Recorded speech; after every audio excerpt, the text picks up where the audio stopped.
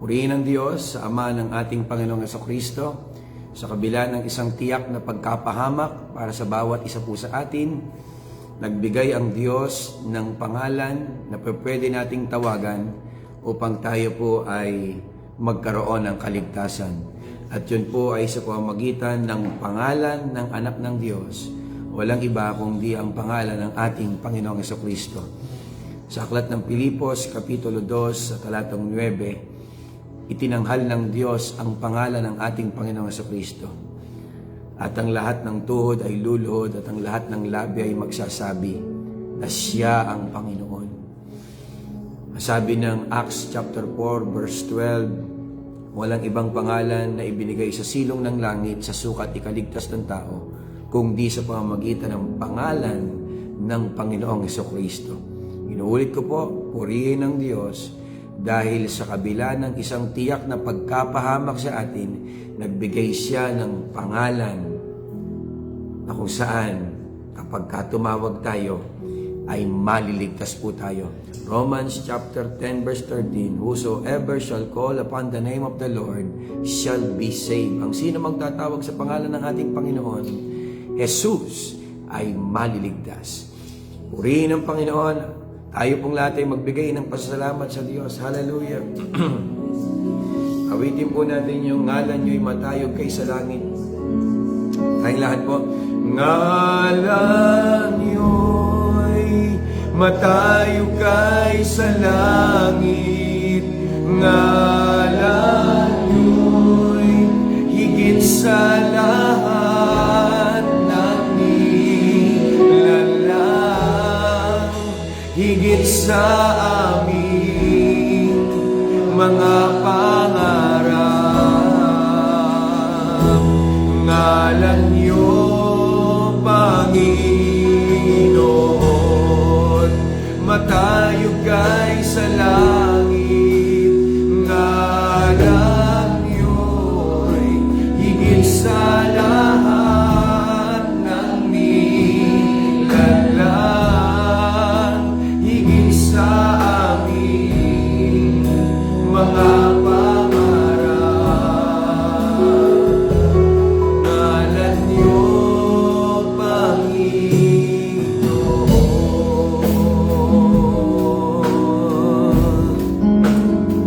Hallelujah. Praise you, Lord.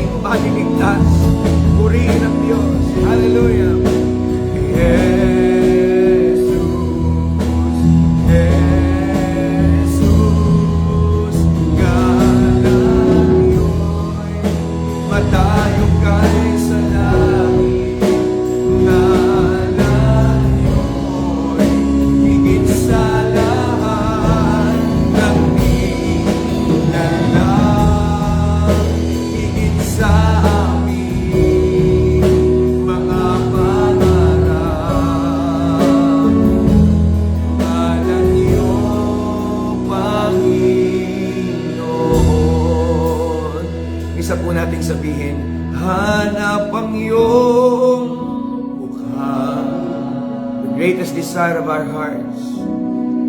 Hiyaw ang ngalan niyo, the wonderful name, Jesus Christ, nais ko. Sabihin natin lahat. Jesus, Jesus, ulit pagkakataon, hanap ang iyong mukha. Amen. Hiyaw ang alam niyo, Jesus, kayo ang nais ko. Amen. Praise God.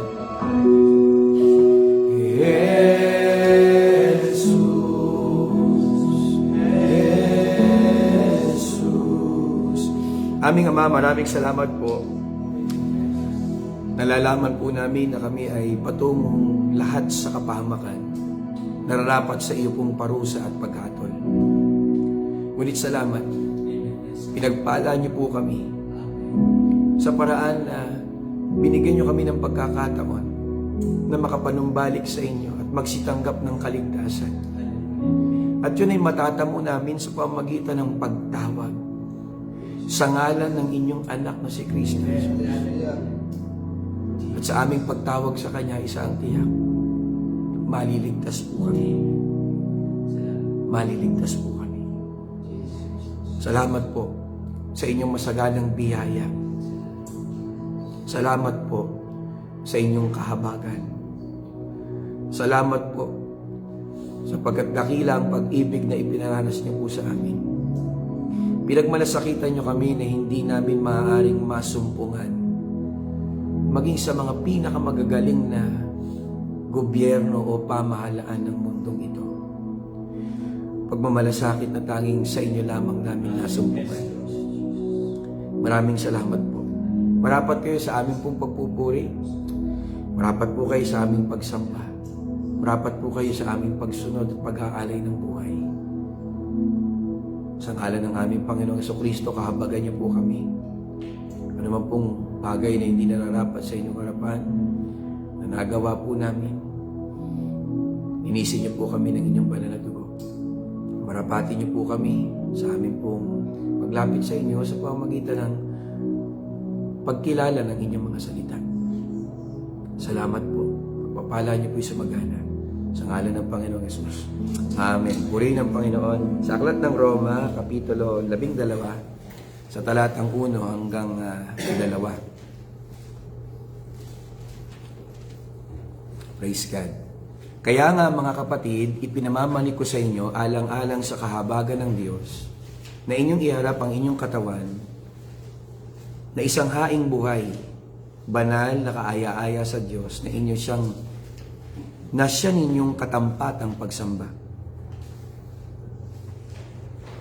Sa verse 2 po, huwag kayong magsiayon sa sanlibutan ito, kundi mag-iba kayo sa pamamagitan ng pagbabago ng pag-iisip, upang mapatunayan ninyo kung alin ang mabuti at kaaya-aya at lubos na kalooban ng Diyos. Nung nakaraang linggo po, ay tinalakay po natin ang mga katotohanan sa salitang pagsamba sa Diyos.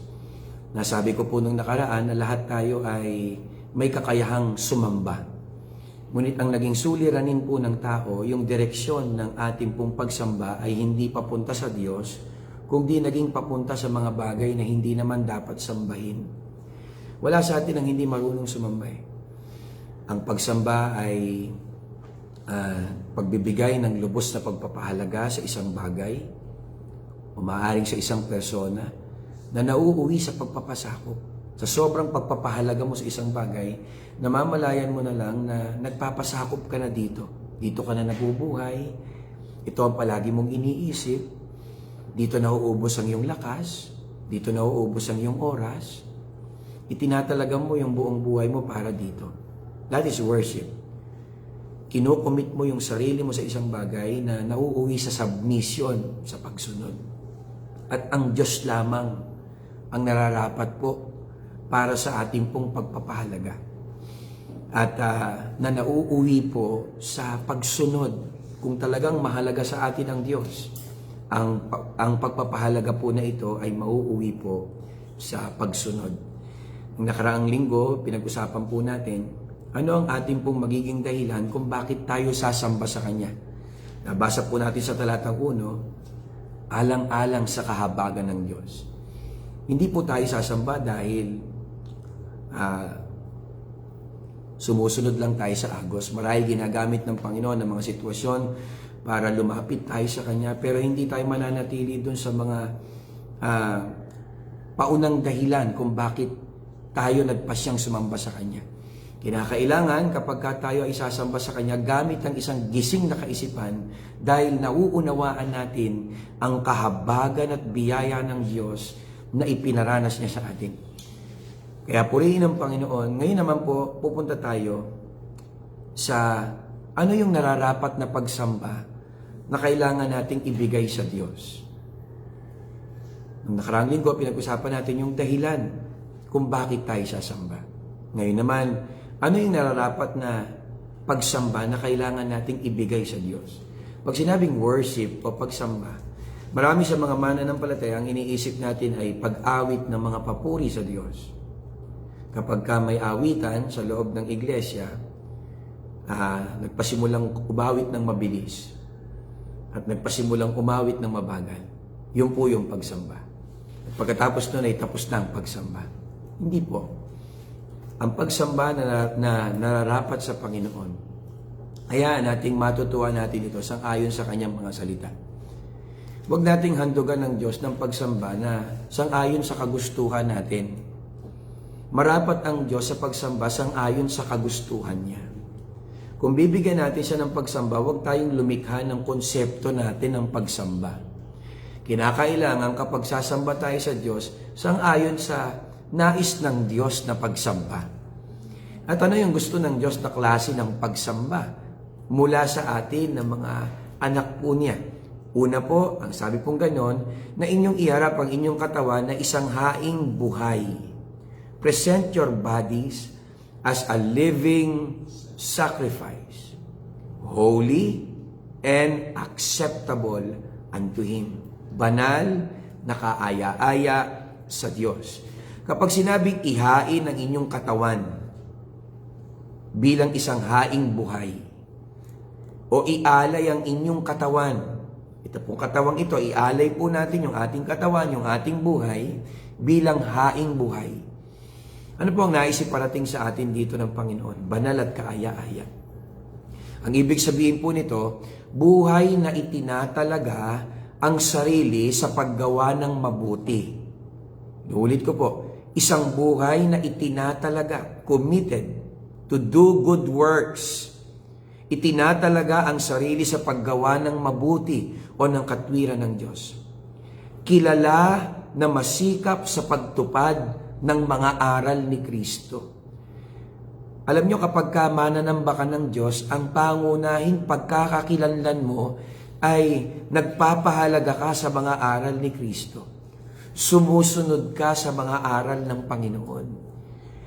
Ngayon, may mga church sa iba't ibang lugar sa buong mundo na para sa kanila, kilala yung kanilang grupo bilang mga magagaling tumugtog, magagaling umawit, magagaling mag-compose ng kanta. And for them, that is worship. Pero paano pagkatapos ng awit? Between the altar and the door, no, sa gitna ng altar at ng pintuan ng iglesia, marahil nasusumpungan tayong sumamba. Pero paano paglabas ng pintuan ng simbahan? Nagpapatuloy ba yung pagsamba? Hindi tumitigil ang pagsamba sa loob ng simbahan. Sa unang pagakbang ng ating mga paa sa labas ng simbahan, papunta sa ating mga bahay, ang totoo, doon palang nagsisimula ang tunay na pagsamba. Paano tayo nakikitungo sa ating asawa? Paano natin pinakikitunguhan yung ating mga magulang? Paano tayo nakikitungo sa mga kapwa natin manggagawa? Kamusta tayo sa pagpapasakop natin sa ating mga pastor? Kamusta yung ating pong routine ng pamumuhay? Ang isang tunay na mananamba ng Diyos ay kilalang masipag o masikap sa paggawa ng mabuti. Sabi po ng Romans chapter 6 verse 13, huwag ninyong gamitin ang alinmang bahagi ng inyong katawan sa paggawa ng kasalanan. Sa halip, pansinin po natin yung salita, ialay ninyo ang inyong sarili sa Diyos bilang mga taong binigyan ng bagong buhay. Ialay ang inyong sarili sa Diyos. Na animoy kayo pinagkalooban na ng bagong buhay, hindi na namumuhay sa datihang pagkatao. Sabi po ganon, ilaan ninyo sa Diyos ang inyong katawan sa paggawa ng kabutihan. Alak daw po tayo, verse 16. Hindi ba ganinyo nalalaman na kung kanino nyo inihahandog ang inyong sarili na pinakaalipin upang tumalima, kayo mga alipin niyaon, inyong tinatalima, maging ng kasalanan sa ikamamatay, maging ng pagtalima sa ikapapaging matuwid. Nagsasalita ko ayon sa kaugalian ng mga tao, sa verse 19, dahil sa karupukan ng inyong laman, sapagkat kung paanong inyong inihandog ang inyong sangkap ng katawan na pinakaalipin ng karumihan, lalo't lalong sa kasamaan. Gayon, din ihandog ninyo ngayon ang inyong mga sangkap na pinakaalipin ng katwiran sa ikababanan. Kung papasin po natin yung mga talatang ating binanggit, kapag naghahandog ka ng iyong buhay sa Diyos, inihahandog mo na o itinatalaga mo na yung sarili mo sa paggawa ng mabuti, sa pagsunod sa kalooban ng Panginoon. Masikap ka sa pagsunod sa mga aral ng ating Panginoong Hesukristo. At yun ang isa sa mga pangunahing palatandaan ng tunay na pagsamba sa Diyos. Naalala ko ng ang ating Panginoong Hesukristo, kinumisyon niya yung kanyang mga apostol para ipangalat ang mabuting balita sa buong daigdig. Ang madalas nating naaalala, yung go ye and make disciples, baptizing them in the name of the Father and of the Son and of the Holy Spirit. Pero nalilimutan ng marami yung sumunod na atas. Pasinin po natin yung atas sa mga apostol. Dahil dito magsiayon nga kayo, humayo kayo, gawin yung alagad ang lahat ng mga bansa. Nasalain yung bautismuhan sa pangalan ng Ama, Anak at ng Espiritu Santo. Kaya kapag tayo po ay nangangaral ng mabuting balita sa isang lugar, hindi natatapos doon. Maraming tumanggap sa Panginoon. Tagumpay ang gawain ng Diyos. Marami ang nagtaas ng kamay, sumunod sa panalangin. Pinapasok ang Panginoon sa kanilang puso. Ang kasunod na pasanin pagkatapos ng pangangaral ng mabuting balita ay ang makapagtayo ng gawain sa isang lugar. Na patuloy na maturuan ng mga taong nagsitanggap sa Panginoon ng mga aral ni Kristo. Bakit po? Sapagkat ganito ang kasunod na atas, na ituro nyo sa kanila na kanilang ganapin ang lahat ng bagay na inutos ko sa inyo. Alam niyo po, yung magturo, mabigat ng responsibilidad eh. Pero yung ituro mong lahat, panibagong bigat. Nakikinita ko nga sila Apostol Pedro nang nakikinig sa Panginoong Hesus eh. Nang sinabi sa kanila na ituro nyo, marahil naisip ni Pedro, mahirap yun magturo kagaya ng sa Panginoon. Lahat. Marahil napayoko na si Pedro, naku, lahat pa. Tapos ang pinakamahirap pa sa lahat, ituturo niyong ganapin ng lahat ng bagay na inutos ko sa inyo. Hindi lang magtuturo, ituturo ang lahat. Tuturuan pa natin yung mga tao na ganapin, sundin ang mga aral ng Panginoon. Hindi ba pwedeng pakinggan lang nila? Hindi ba pwedeng natuto lang sila? Bakit kailangan gawin pa nila? Yun ang kalooban ng Diyos. Nais ng Panginoon na ang sino mang nagsitanggap sa Kanya, nailagay sa estado ng pagiging matuwid mula sa pagiging makasalanan, ay masumpungan na tumatalaga sa paggawa ng mabuti. Sapagkat yun ang pangunahing palatandaan na inari ka nang matuwid. Ang pangunahing palatandaan na tayo po ay ligtas, nakikitaan tayong masikap sa paggawa ng mabuti. Kapatid, gusto mo bang makita ang palatandaan kung saan ka pupunta pagkatapos ng kamatayan? Makikita mo yung sarili mong masikap ka sa mabuti. Pero kahit ang kinin natin sa langit tayo pupunta, pero kung ang mga palatandaang nakikita sa atin, masikap tayo sa mga bagay ng mundong ito. Masikap tayong lumayo sa Diyos. Masikap tayong sumuway sa mga aral ng Panginoon. Kapatid, isang tiyak, mga palatandaan ito ng pagkapahamak. Kaya po, ang una pong palatandaan ng tunay na pagsamba ay namumuhay po tayo ng banal at kaaya-aya sa Panginoon. Hindi po yung nagpapatuloy tayo sa kasalanan. Pastor, napakahirap naman pala niyan. Walang imposible sa Diyos. Alam nyo, nakakalungkot isipin. Madalas natin ginagamit yung salitang nothing is impossible with God sa tuition fee ng mga anak natin. Nothing is impossible with God, magkakaroon kami ng bagong drums. Nothing is impossible with God, makakapagtayo kami ng church building. Kapatid, kahit kulto, nakapagpatayo ng malalaking simbahan eh. Yung mga samahan na hindi naman sa Diyos, kumpleto ang gamit sa simbahan. Wala imposible sa Diyos sa anong paraan na matutupad natin ang lahat ng mga aral ni Kristo. Ang totoo, ginamit ni Kristo ang pahayag na yan nung ang mga alagad ay nahihirapan sa pagsunod. Merong isang mayaman, lumapit sa Panginoon. Paano daw siya maliligtas? O di sundin mo yung mga utos. Nasunod ko na po yan, sabi ng mayaman. O di sige, para maging ganap ka, ipamahagi mo yung mga kayamanan mo sa mahihirap, sumunod ka sa akin. Umuwi yung mayaman, nalungkot hindi kaya. Sabi ng mga alagad, sabi nila Apostol Pedro, Panginoon, kung ganyan ang pamantayan nyo, sino po ang maliligtas? Anong sagot ng Panginoon sa Kristo? Sa inyo, imposible. Pero sa akin, walang imposible. Hindi ginamit ng Panginoon yun sa may karamdaman. Hindi ginamit yung konteksto na nothing is impossible, may lumpo na kailangang lumakad. Mga kapatid, ginamit ang konteksto ng walang imposible, magagawa nating sumunod sa Diyos. Dahil kung merong mang mahirap sa mundong ito, ay yung magawa nating sundin ang kanyang mga salita, yun ang imposible. Libang tulungan tayo ng Panginoon. Madali pang makakita ng bulag na makakita kaysa ng isang bulag sa katotohanan na masumpungan ng katotohanan at mamulat sa katotohanan ng salita ng Diyos. Madali pang makakita ng isang dagat na nahahati kaysa sa isang tao na dating masuwayin pero ngayon ay sumusunod na sa Panginoon. Kaya kung kayo ay may mga kasamang kapatid na binago ng buhay ng Diyos, yan ay isang malaking patotoo ng himala na ginawa ng Diyos sa atin.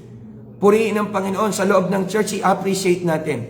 Kung kayo ay nasa bilang na 50, 100, yan ay mga bilang ng mga taong ginawa ng Diyos ng kababalagan. Binago ng Diyos yung buhay nila. Napaka-imposibleng sila ay maligtas. Napaka-imposibleng mabago ang buhay nila.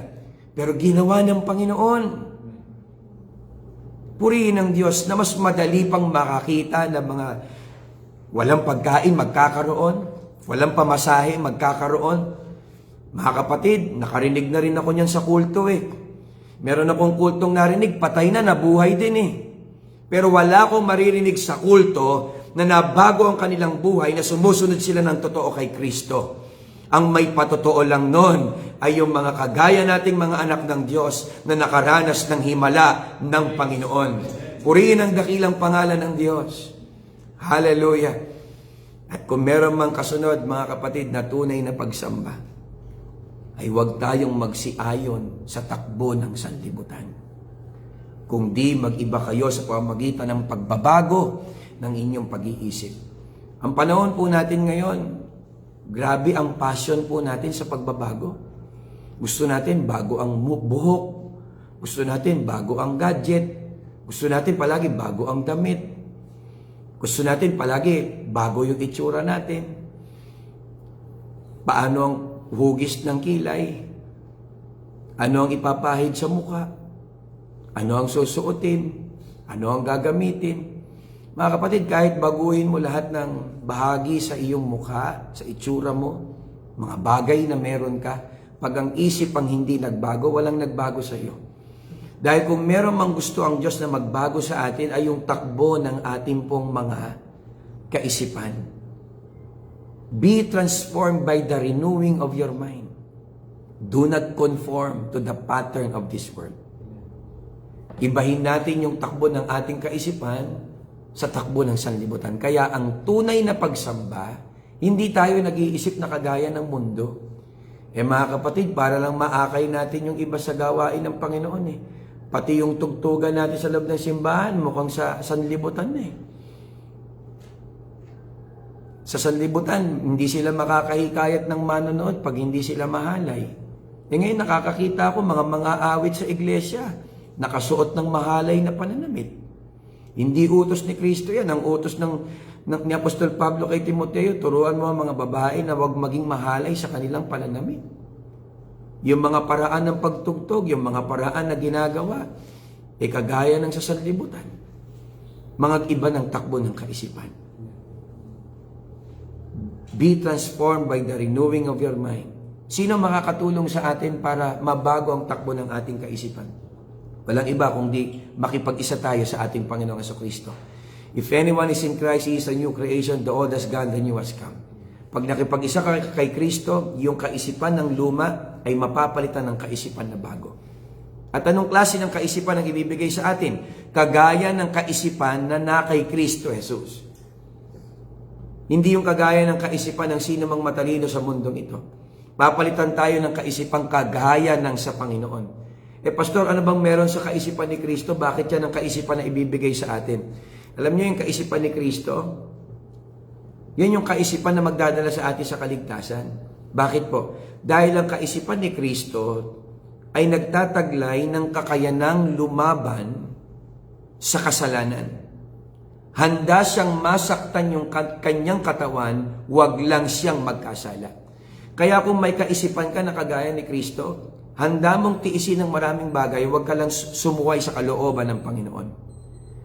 Sabi nga ng 1 Peter chapter 4 verse 1, kung paano ang si Kristo ay nagbata sa laman, magsandata rin kayo ng ganong pag-iisip. Nakipaglaban si Kristo gamit ang laman, laban sa pagpapatigil ng kasalanan, sapagkat siya na nagbata sa laman ay nagpatigil sa kasalanan. Nakitaan natin ang Panginoon na nagtagumpay sa tukso, lumaban, at nilabanan niya ang kasalanan hanggang doon sa krus ng Kalbaryo, na may pagbubo ng dugo. At kung meron tayong kaisipan ni Kristo, we are ready to suffer, to see sin. Handa tayong magtiis, wag lang tayong magkasala.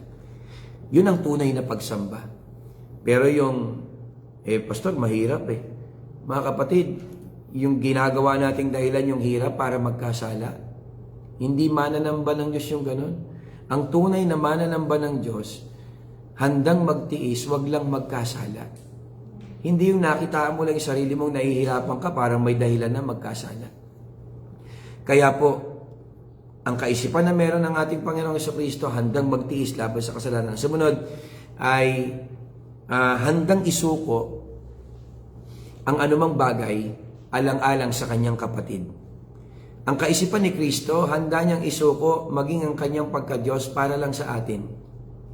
Mga kapatid, ano ang handa mong isuko sa kapakanan ng iyong kapatid?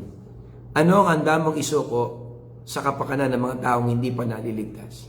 Magkaroon kayo ng pag-iisip na ito'y na kay Kristo Jesus din naman. Philippians chapter 2 verse 5. Na siya bagamat nasaan yung Diyos ay hindi niya inaring isang bagay na nararapat panangnan ng pagkapantay niya sa Diyos. Magkaroon tayo ng pag-iisip na kagaya ng kay Kristo na handang isuko ang anumang bagay alang-alang sa kapakanan ng nakakarami. Kaya po kung meron tayong kaisipan ni Kristo, masusumpungan tayo that we are willing to give up everything. We are willing to humble ourselves for the sake of others. At yan po ang isa sa mga palatandaan na tayo po ay mga tunay na mananamba ng ating pong Panginoon. Be transformed by the renewing of your mind. Bago po tayo manalangin, magbibigay lang ako ng impormasyon sa ating pong kaisipan. Ito pong utak natin. Ito pong utak natin ay meron pong 100 trillion terminals that can hold 5-fold full volumes of Britannica Encyclopedia. Kung gagawin daw pong external hard disk yung ating pong isip, alam niyo external hard disk? Hindi ko po kasi nadala eh. Meron po akong gamit na 1 terabyte external hard disk. Ang katumbas daw po ng utak natin ay 1,000 terabyte. Ang halaga po nun, pagka itutumbas sa pera, nasa mahigit 8 milyong piso. Isipin niyo po yung utak na meron tayo, kung maibebenta, mahal pala yan, ano? 8 million pesos. Tinignan ko lang kung ilang gig o ilang MB yung Bible app sa cellphone. Nang tignan ko po, ang isang Bible app ay 50 MB. Ang 50 MB po, sa 1 gig, kayang maglaman ng 20 Biblia sa cellphone kung may 1 gig ka. Pag may 1 terabyte ka naman, mga kapatid, 20,000 Bible ang pwede mong ikarga sa cellphone mo. Eh yung isip daw natin, katumbas ng 1,000 terabyte containing 900 years of history, kayang maglaman. Yung 900 years of history ng mundo natin, maglalaman lang yun sa external hard disk ng 70 terabyte. Pero yung isip mo, 1,000 terabyte na kayang maglaman ng 20,000 Bible apps. Pastor, ang hirap magtandaan ng mga talata sa Biblia. Ang hirap po. Pastor, 5 talata nga lang, nahihirapan na ako eh. Alam niyo kung bakit mahirap? Sabi ni Jesus, pakinggan niyo po ako dito. Kung meron mang umiinis sa salita, ano po yun? Ay yung mga pagsusumakit natin sa bagay ng mundong ito. Masyado tayong abala sa mga bagay ng mundo, kaya pati mga talata sa Biblia, nacho-choke po, hindi makapasok ng lubos sa atin. Kagaya tayo ng mga lupa na may dawag. Nagbato ng binhi, hindi lumalaki yung binhi dahil madawag. At ganun din nasabi ng Panginoon, what choked the world? The word. Kung meron mang pumipigil doon sa salita ng Diyos ay yung mga bagay ng mundong ito na pilit niyong pinagsisikapan. Mga kapatid, nais ng Diyos na mag-enjoy tayo. Ibigay yung nasa ng ating puso. Pero hindi sa tagpo na ibibigay niya at yun ang magpapahamak sa iyo. Isipin niyo po, 20,000 Bible apps. Napakarami palang pwedeng ilaman sa utak natin na salita ng Diyos. Minsan dahilan natin, masakit ang ulo ko, Pastor, ayoko nang umaten. Daming pinag-aaralan. Hindi ka sumasakit dahil maluwang. Mga kapatid, nilikha ng Diyos ang ating kaisipan. At naniniwala ko, napakalaki ng kapasidad ng ating utak. At ang nais ng Diyos ay mapuno yan ng kanyang katwiran, ng kanyang mga salita. Purihin ang Panginoon. Tayo po'y manalangin. Aming Ama, aming Diyos na makapangyarihan sa lahat. Maraming salamat po. Sa inyong abag at biyaya, kami lang po'y umaasa.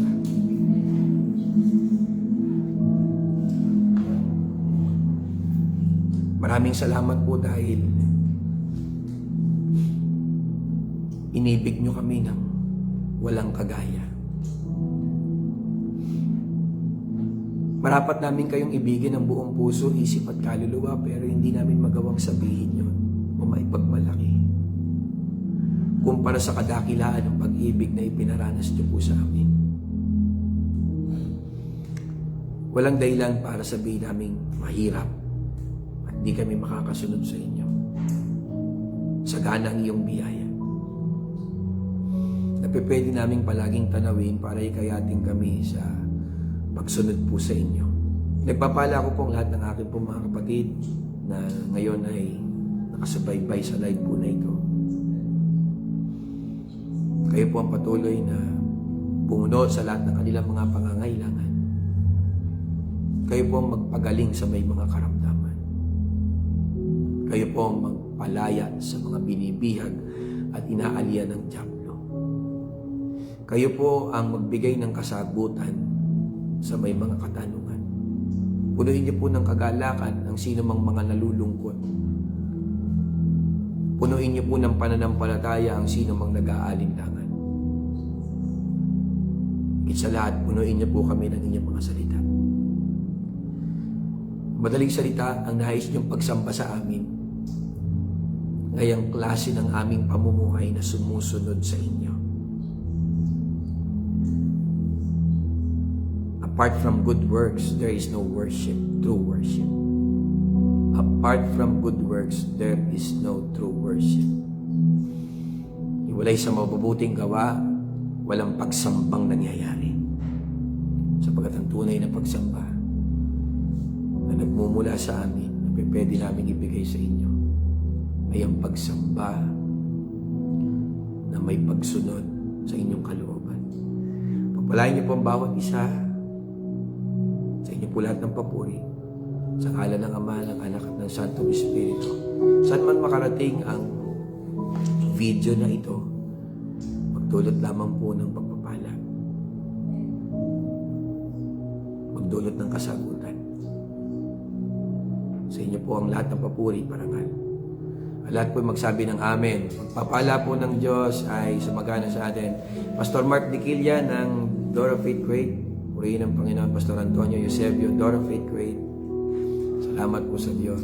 Sister Luz Biminda Tabios, Brother Joshua Bitingo, John Mark Bother, Brother Richard Belgica, DFC Masiit Kalawan, Pastor Jeriel Ordanza, magandang umaga po sa inyo. God bless you po. Sa Diyos po lahat ng papuri.